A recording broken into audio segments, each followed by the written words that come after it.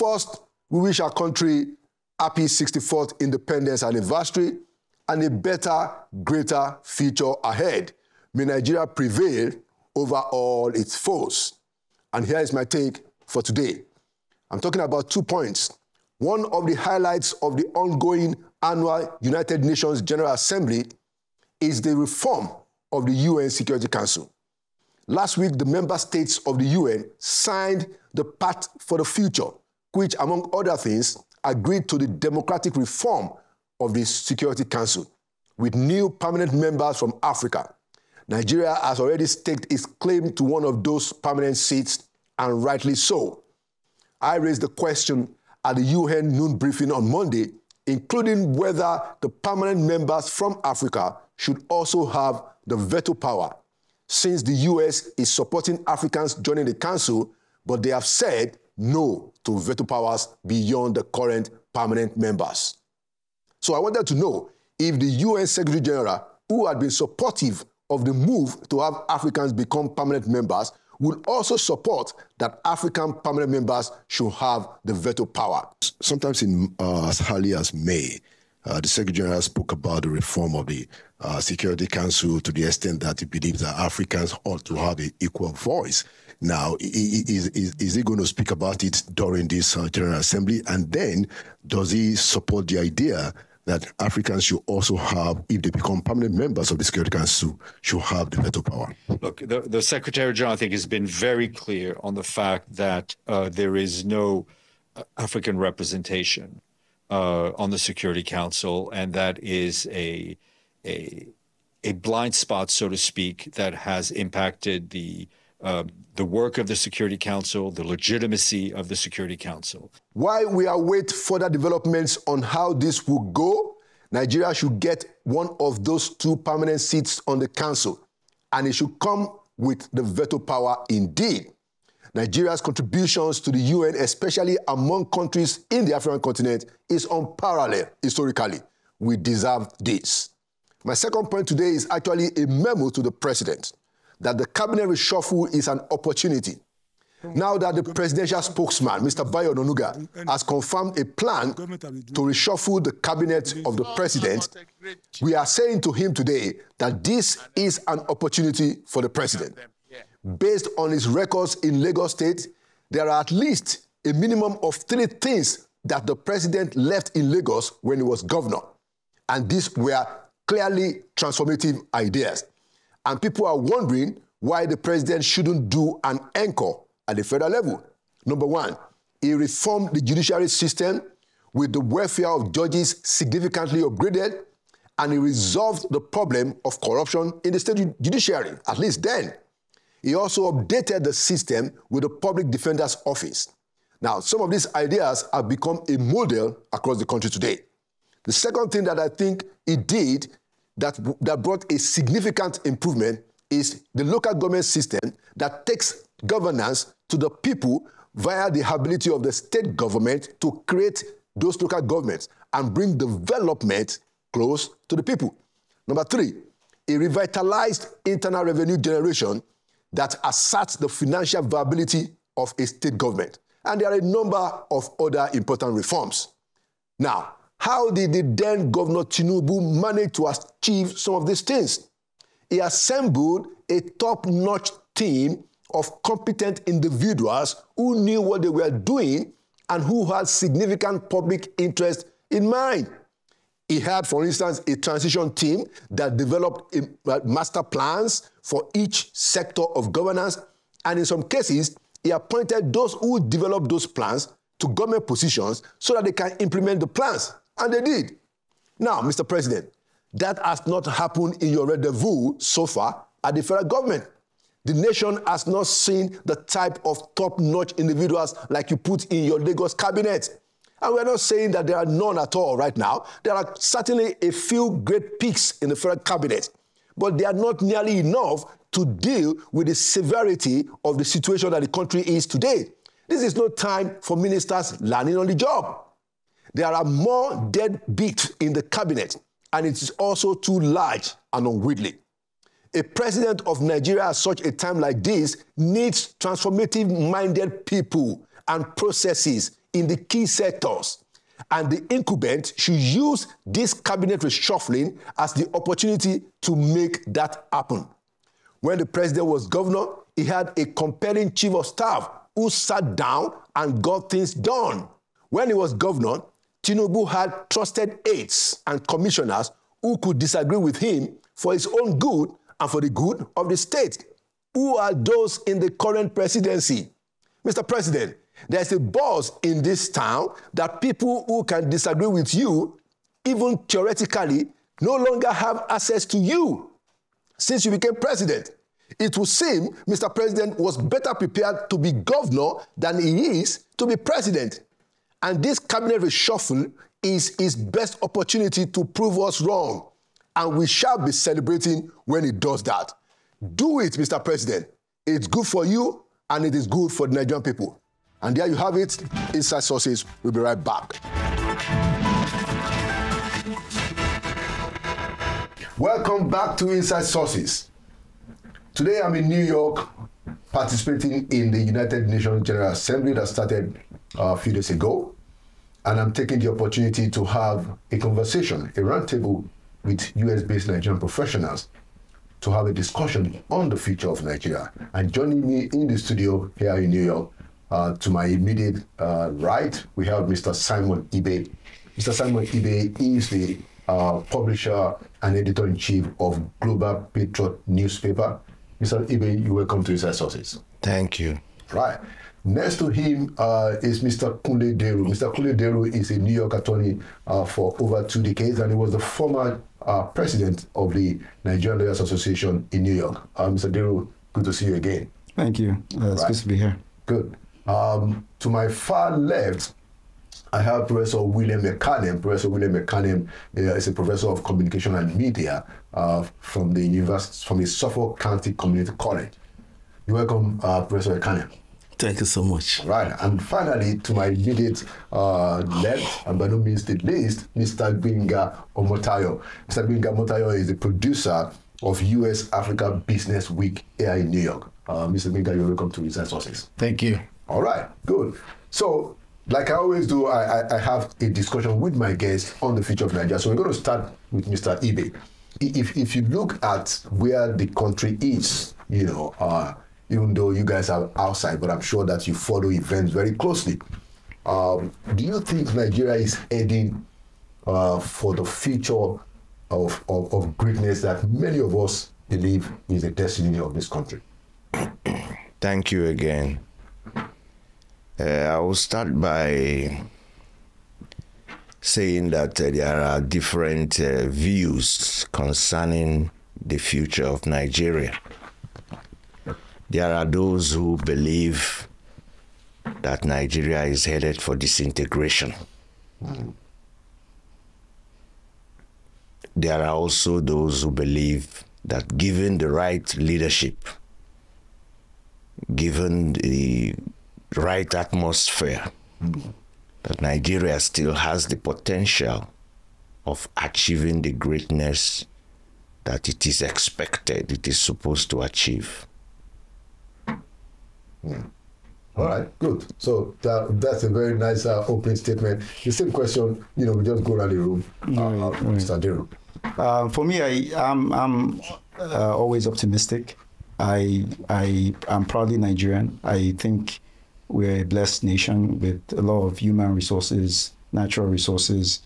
I think that we are gradually, in my view, heading in the right direction. Obviously, there are teething problems. This is a difficult phase for people back home. The economy is tough right now. There's a lot of inflation.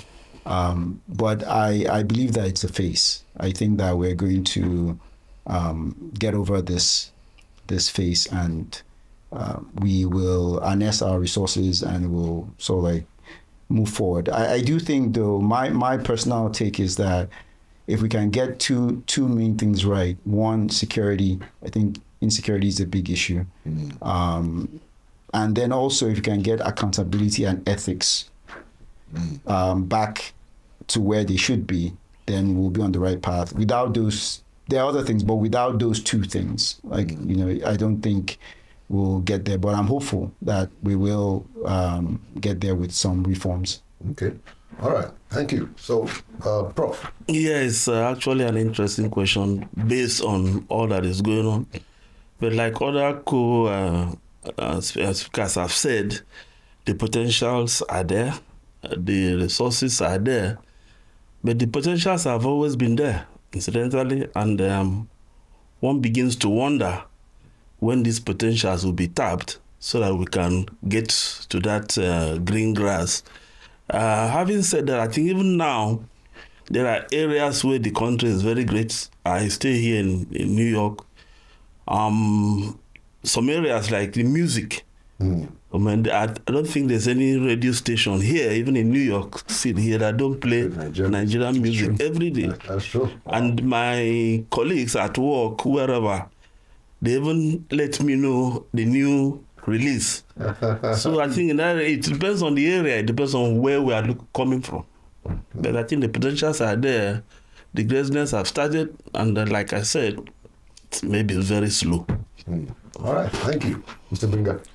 Thank you. I'd like to share Mr. Akunle's thoughts. I'm very optimistic about Nigeria as well. I think we know that people are suffering and things are not easy. But my thing is Nigerians should be proudly Nigerians, and they should realize that some of the things that they say affect us as a country globally. We should see beyond the pains. I see in the government some policies, some steps that have been taken that no one has ever taken. Everyone is avoiding it just because they don't want to deal with the issues that will come. But then if we don't cross these Red Seas, we cannot really get to our promised land. I think the country will get better. I see this government as laying the true foundation for the change that we want. There's some things that has to be dealt with, and I think they are dealing with them. Am I saying they're doing absolutely everything that needed to be done? Of course not. Nigeria is a big country. So many factors, so many issues, so many underlying factors that will always make things a little bit complicated. But I think the key lies with the people. If the people, because I remember military comes, people go to the street, they dance. Then another military comes, people rejoice again. New government come, people rejoice. Why are we always feeling like this is not good? I'd say we should just be a little bit patient and let's navigate this together. All right. Okay. So very interesting opening statements. Now we're going to try to unbundle the issues. And I like to say, I'm sure that all of you know that, for 17 years, I was a US-based Nigerian myself, for the most part here in New York. And I do understand, some of the dynamics of how people in Nigeria think about people abroad, how people abroad think about people in Nigeria, and that's why I'm going to ask this next question. Again, I'm going to start with Mr. Simon Ibe. Now, so what do you think ought to happen in terms of the relationship between Nigerians abroad and Nigeria? For instance, do you think that the idea of diaspora voting, is something that should be pursued very diligently, or do you think that it might be a clumsy thing, considering some of the challenges that we still have in Nigeria in terms of election and voting? And the same question will go around. Thank you very much. That very issue has been, recurring. And I believe the time for it to be actualized is now. Diaspora voting, a lot of other countries that are even less endowed than Nigeria already are in the process of their diasporans voting. And in the case of Nigeria, going by the statistics that have been that are public knowledge, the diaspora remittance, the remittance of resources, funds from the diaspora to Nigeria is I understand it is close to actually over 20 billion. Do you understand? Dollars annually. So, and part of the consideration is that these people who are contributing so much to the country should also have a say in who leads the country in the different the states and the federal. So the people have tried to say, oh, how will they do it, the logistics of it. Let the bill be passed, and then let the process of actualizing it be worked out. It can be done, and it should be done. It should be done. Okay. I mean, of course, I suspected that, everybody around here would likely, but that's why I put the other flip side. They said that, well, there's a lot of complications. We haven't even mastered the voting for people in Nigeria and all of that. But Mr. Duru, what's your take? Right. I think, when there's a will, there's a way. I think it's possible to get it done. I'm not quite sure, sincerely, whether in the next election cycle we can achieve that. But I think you can at least set the plan. You can start making plans for that and have a target and a goal. The consulates, for example, right? The consulates in the US, we have one in New York, there's one in DC, there's one in Atlanta. They're spread across several places. The logistics of where people will vote. Again, this is not just the US. We're talking about the United Kingdom. We're talking about Canada. We're talking about a lot of countries.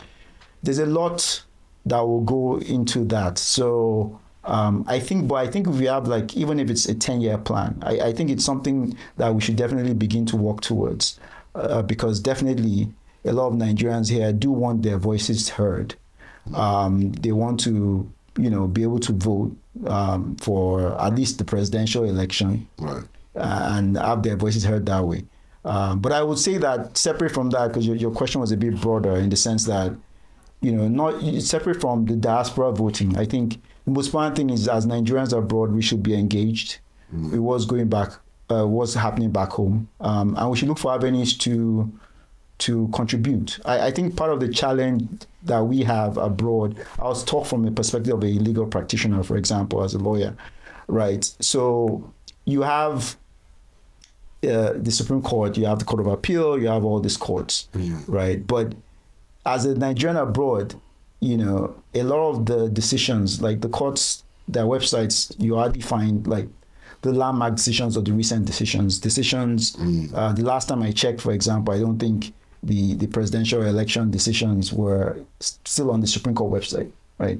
So if you wanted to contribute from an academic standpoint, for example, to the discourse about certain things, the information barriers are challenging, which should not be the case in this age. This is an information age. Uploading documents on a website should not be that challenging, even from a fiscal perspective in terms of the funding. Right. It shouldn't be such a big deal. I mean, we're a great country. We should get this done. We want to contribute our part as people in diaspora to things that we have expertise on, and we can better do that if the information is publicly available. Thank you, Mr. Duru, for that response. Prof. Yeah, I think the issue of diaspora voting is long overdue. But like we all know, voting on elections is a game of number. So the question somebody will ask is here, will my vote count? And that will be a very big factor, because even when the policy is out and all the modalities are put in place, a large and encouraging turnout will be expected. But whereby we now maybe call out or however go and vote, and at the end of the day, reports one is getting is that the votes did not really count, it could be very discouraging. So I think first and foremost, the house has to be cleaned, so to say, by way of making votes count before, like one of us said, it may not start in all countries at once and start like a pilot project in 1 or 2 countries. Then from there, it goes all around. All right. Okay, good. Thank you. Mr. Binga. Yeah, so I like to agree with everyone. The voting is very important. We have to be part of the system. There's really no other way to look at it, because talking about the remittance that you mentioned, our remittance is way more than our foreign direct investment. And if a group of people can be sending money home, and that money collectively is way more than all the investment that comes into a country, they should be part of the decision making. So the government has to find a way to make it work. So that's that. But I like to also expand on your question, the role of Nigerians here in the economy. You know, CNN was quoted as saying that the diaspora is Africa's secret weapon. And in context, Nigerians here, we are the secret weapon that Nigeria has, and it has to be leveraged. I'm aware that we have NIDC, Nigerian Diaspora Commission. They're doing a great job. But I think we can do better than that. There's so many ways we can tap into the collectives, because we have the knowledge, we have the bandwidth. We're in an economy where things work. We're in proximity to great economy in the world. And this needs to be tapped into. And if you take it one after the other, take a look at a country like Israel. They have this back, I think the name is a year of return or something like that. Ghana did a little bit of that. When you become an adult, you are asked to go back to Israel. They pay for everything. They pay you salary. They, indoctrinate you back into the system, the culture, the food, and all of that. And the whole essence of that is so that you can have that your loyalty back to your home country. Nigeria needs to do something like that. Again, if you look at the culture, you talked about the music, right? Nigerian music is trending all over the world. We are #1 trending music in the world now. The government needs to understand that our culture is tied to our economy. If I go to Nigeria on vacation, I'll see things like this, or maybe something that was made in Nigeria. I buy it, I buy the food.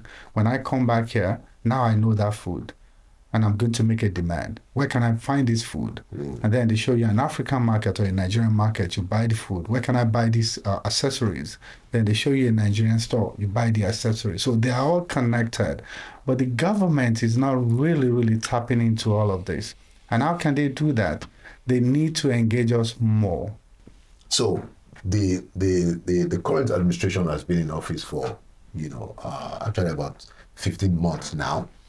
So I want us to have a discussion on the state of the nation. Okay, what's your assessment? We've had quite a lot. People have spoken in different directions. So there's hardship, we had protests, and bad governance, and all kinds of things. Of course, there is problem of insecurity. The president said the subsidy is gone, and all of that. Now, whichever way you want to take it, I want your comment on the state of the nation. And maybe we just let's change the direction and let's start moving that, and then we come like this. Well, I'm optimistic about Nigeria.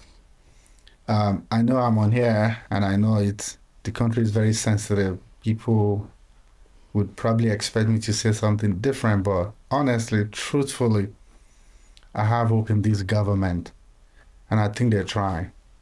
And why do I say that? I looked at some of the things that has been done in previous governments, and I compared that to some of the steps that have been taken by this current government. Maybe they haven't achieved the results, but I'm looking at the actions. I think they're taking actions in the right directions. I think implementation needs to be firmed up a little bit more. And I also think people should look beyond the presidency. We're federal government. We have state government that controls the resources of their states. We also have local government that are meant to control the resources of their local government. And I learned recently that the presidency took the governors to court so that they can be independent of the local government. National autonomy. Yes. So those are things that I look at and I see a government that is trying to correct the ills and the problem that has accumulated over the years. And so the state of the nation is not where it should be, I know. But I want Nigerians to please. I think it's just 1 year or so in government, less than 2 years. I think we should just have hope. We should have hope, and we should not sabotage the system, because some of the things we do affect all the effort that is being taken on the international stage. Thank you. All right, thank you. Prof. Yes, talking about the state of the nation, it could be a very difficult job, I think, to say, based on reports one is getting every day from either the public media or from relatives.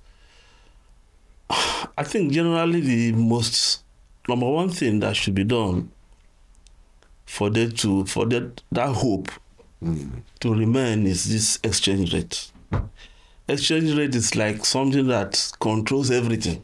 Everything. True. There are people here that used to send goods, stuff back home, but they don't do that again because how will even, there's no economy of scale, there's nothing, it's just that business is gone.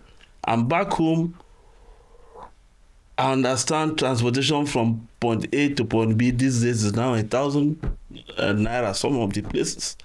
So you find out that if there's one thing that should be done, which has not been done, maybe they are working on it. My colleagues say they are trying, but I hope they put more effort, is to bring down the exchange rate. It is killing. Your point. Absolutely. Mr. Deru, still right. It's definitely a challenging time. I think the challenge also for those of us here is, we want to sort of like be sensitive, because obviously, people think you're on the outside looking in, you're not really experiencing it, which is true. But at least let's start with the fact that things are tough in Nigeria, no doubt. But in terms of inflation, for example, even though inflation is easing in the US, we have inflation here as well. So it's not necessarily just limited to Nigeria. The one thing I would say is, it takes, a country gets to its low point, drip, drip, drip. It's a slow process. It took us decades to get from our high point as a nation to where we are today. That's true. And a lot of times when that rot was happening, we were not really always seeing it immediately until maybe certain snapshots like, wow, the country has gotten this bad, right? I think it's the same thing for growth. When you're going in a positive direction, it's incremental, right? Sometimes the challenge is you don't even discern that there are positive things that are going on. It takes perception to be able to do that. I align with Benga when he said that, I think it's a tough pill to swallow, but I do think that the current administration is trying to lay a foundation, a sustainable foundation for decades and maybe centuries to come. In some of the actions, I wouldn't repeat what he said, but in some of the actions, but I would say that, as I started off in my opening remarks, security is a major factor that I think the government needs to address. And I would humbly submit that until we get to a situation where there is state policing in Nigeria, and I dare say even local government policing. As you know, here in the US, not only do you have the federal FBI, you have the state police, but really the action is more at local government police level, right? And security is local. Like, we need to understand that. And we've tried this national security system with the national police for decades now. It's not working. Thank you. Mr. Ibe. Thank you very, very much. Like my colleague has said, Deru, security is a big issue. Because insecurity, even though the security chiefs have given the impression, and truly, it looks like they are taming the monster, but it is still there all over the country. The northwest, the northeast, the north central, southwest, southeast, even south. So, and insecurity is at the root of food insecurity, because a lot of farmers are not going to the market to the farms anymore. And because there is no production especially in the agricultural sector, it's also impacting other forms of production, because the question of exchange rate is also tied to productivity. We are not a production nation. We are not exporting anything else other than crude oil, more or less. Now, that must be taken care of. Insecurity must be tamed, production must be addressed, and then, very importantly, there must be electoral reforms. And it is best that the president starts it early. Because from what we can see from the Edo election, a lot still needs to be done in that area. I'm going to start with you, Mr. Simon, since you raised the issue. So what kind of additional, I have my own ideas too, but I wanted to take it from you and then we go around. What kind of, what else do you think we should fine-tune in terms of our electoral? What would you like to see? The first thing is the ability of the Electoral Commission to conduct an election where people can be sure, like our professor said, that their votes will count. Like I said, from the Edo election, almost all the parties that participated are crying foul. Except those that won. Except those that won. Except those that won. And that idea of saying, let me win first and others can go to court, I don't think is right. I mean, there are elections, most elections elsewhere. When a victor is announced, you don't see the kind of protests or dissension that we encounter in our places. You don't see ballot papers where they are burnt or things like that, And so that must be addressed. The issue of votes counting, the issue of the automatic upload of results, that didn't work even in this election. Several months after the umpire promised that it will start working, IREF and all that. So I wonder why it is difficult for people to cast their votes and it will reflect automatically. I don't know that is where to start. To focus on. All right, let's take it to Mr. Deru, an attorney. You're free to make your comments, but I wanted to also add the dimension of, the level or the amount of electoral cases that end up in court. Right. It would seem that a significant number of the cases actually are determined in courts. What do you think about that? But please feel free to. Right. So, definitely the judiciary is a tool, can be a tool to disincentivize election malpractice, in the sense that if the judiciary is in such a position where, people know that when you get to court, the true result will surface, right? Then that sort of like disincentivizes even malpractice, because at the end of the day, you're just you're just winning for a short period, but it's going to be overturned because So I think the judiciary has a critical role to play in that regard. One thing that I think is a problem, first that I kind of feel is a problem is, so the Constitution currently provides that you need to file your petition within 21 days.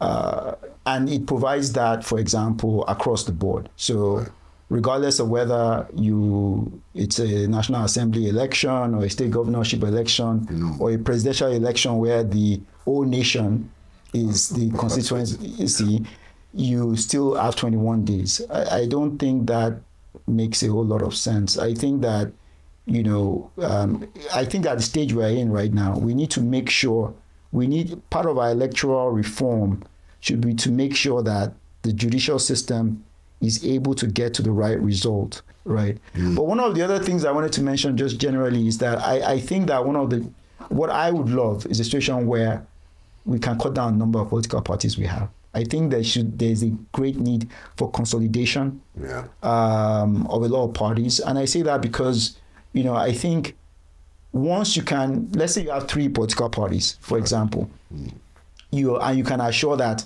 the polling agent for each of those 3 parties is going to be at every polling unit for every polling election. I think that begins to solve the problem a little bit. In a situation where you have, I don't know how many parties there are now, but it just becomes like just a festival that is very distracting, very, makes it possible for, things to go wrong when other people are not looking, because it's more than 3 is a crowd in my view. So that's my take on that. Okay.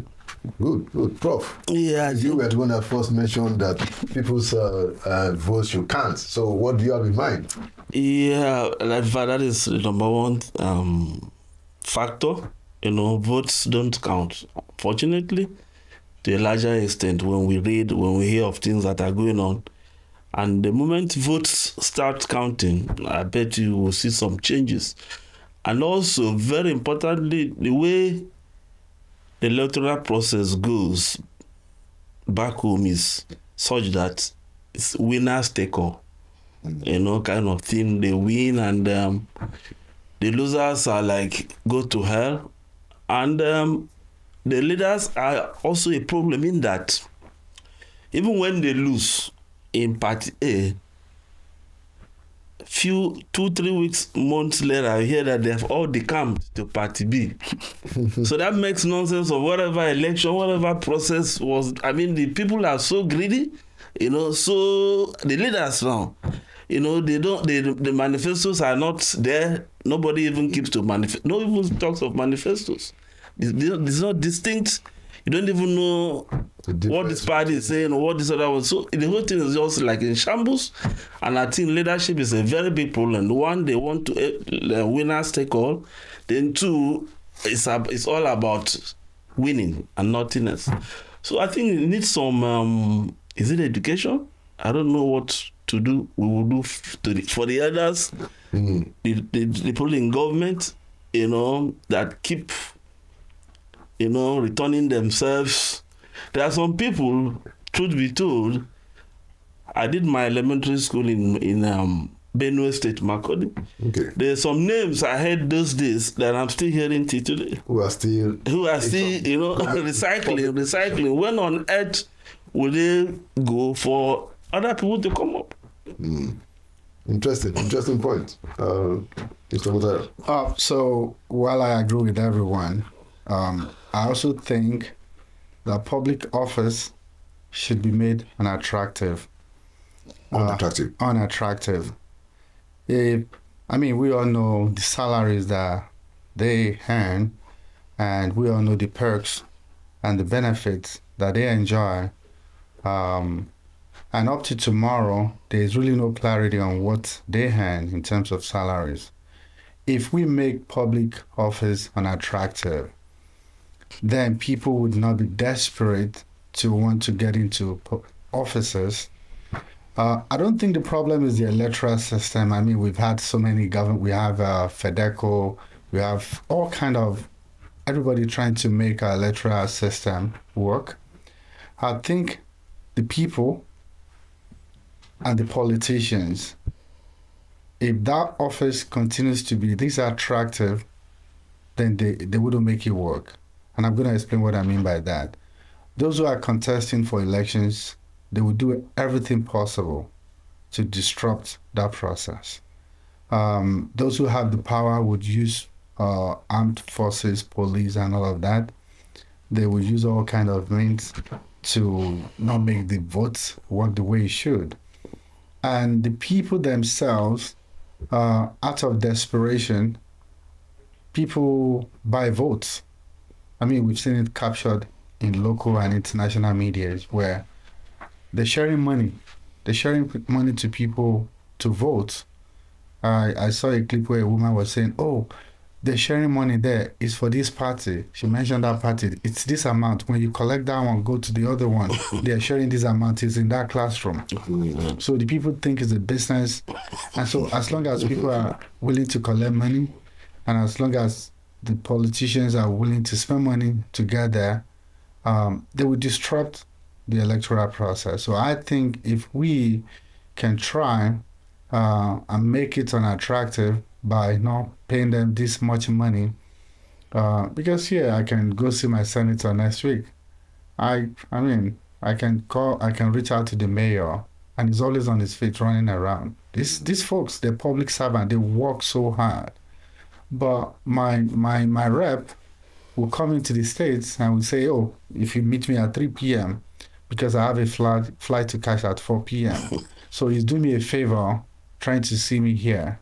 So that mentality needs to change. So if those two can be dealt with, the electoral system will work. That's what I think. Okay.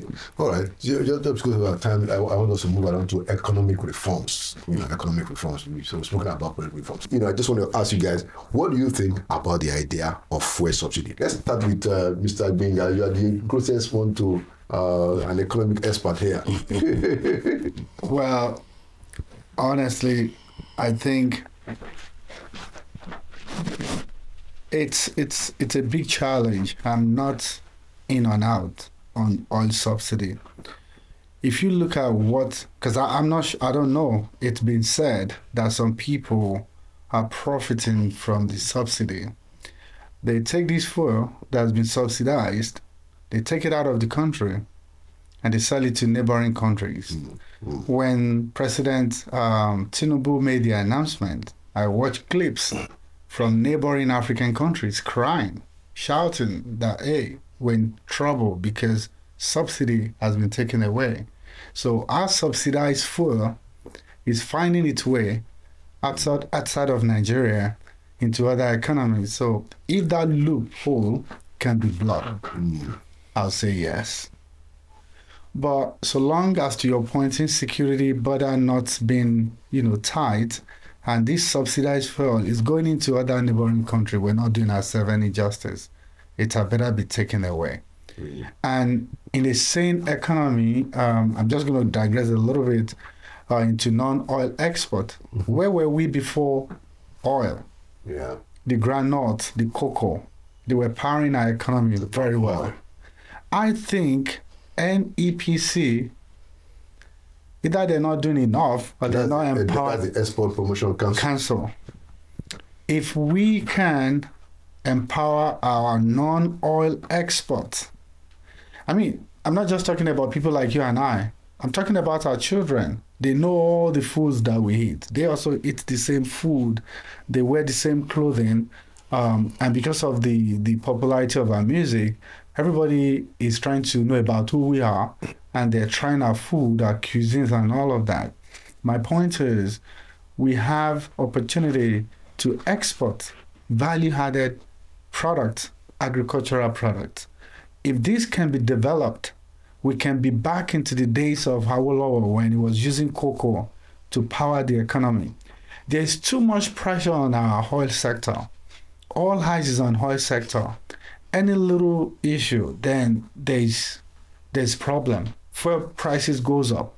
But if we can just move away a little bit and focus on other areas where we can, bring in foreign exchange, then you would find out that all of these problems would naturally ease off.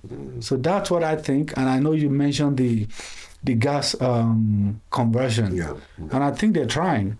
Now in Nigeria, you can ride cars that have that uses gas, you know. So those options, and before that time, the gases are being flared, are not being harnessed. So again, to the point of this president is trying, this government is trying. These things will take time. If we can, support them, I think things will get better. Okay, excellent. Pro. The generality of the people must also be considered. As they make their money through oil rigs or through oil tankers, however they make it, the people in government should always, we've been saying this, think of the generality of the people.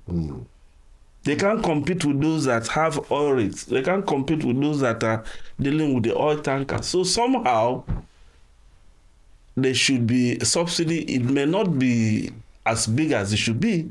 And when it's to be removed, should not be made a front page kind of announcement. Okay, thank you, Mr. David. It's a very thorny issue. It's a difficult issue. I'd never envy any government when they're dealing with the subsidy issue. But ultimately, I think it needs to go. But it probably needs to go. I don't want to use incrementally because that might seem too small. But maybe in quarters, like you kind of need to sort of like win yourself. It's like you're winning a child, you need to win yourself out of the subsidy. But I think the subsidy issue really presents the real deep issue. The real issue, I think, in Nigeria is that we don't have a lot of social safety nets, right? The reason why the subsidy is a big deal is because, in a way, subsidy is probably the only social safety net that most people have, right? So you don't have a situation where people can get unemployment benefits. You don't even have, in some, depending on where you are, the quality of public schools is not where it should be, right? So these are, even though of course you pay, like here, for example, you pay for the public schools through your taxes, but these are the benefits. These are sort of like the things you kind of rely on that makes it easier for you if, for example, the pump price, the gas price at the pump is higher because you at least have some of this, to use a Nigerian term of palliatives, but in a different in a different form. Okay, thank you, Mr. Ibe. Thank you very much.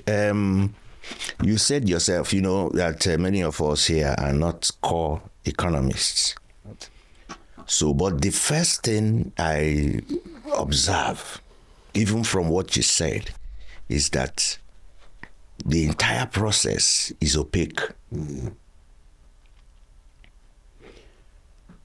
A lot of people, from what we hear, they say, we don't know how much crude oil we produce as a nation. We don't know how much fuel, how much PMS Nigerians use. We don't know. You see, NNPC the other time declared trillions of profit, I believe. You see, the next day they were saying something else. They have the $6 billion. You see, so I don't know how it can be, but governance should be about transparency. If the people know exactly what is going on, it is easier for them to appreciate when you tell them that they have to pay more. If they know, because, you hear a lot of stories, there are some people who are benefiting from importing BMS. You hear, the NNPC has cornered the Dangote refinery. You see, I don't know, but you see, if there was transparency a lot of these things will not. And let me tell you the fact, you have also said it in passing, that even the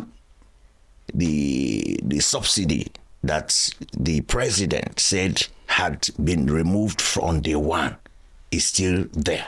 It's still a portion. It's still there somehow. So, but we don't know how much where is, so a lot of things are not clear. Because elsewhere, here, a lot of things are subsidized. Yeah, especially the agri. Yeah, especially the agri. It's a huge agri subsidy in this country. So I don't know. Like he said, what are the common people benefiting from government if they cannot even move from point A to B as easily as they used to? Yes, they used to. Okay, thank you so much. So I just want final comments, and I think maybe we can talk about the challenges of unity in Nigeria. Very short takes. Prof.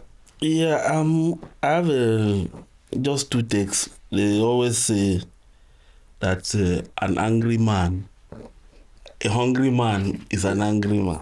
So for me, of course, Nigeria should remain one.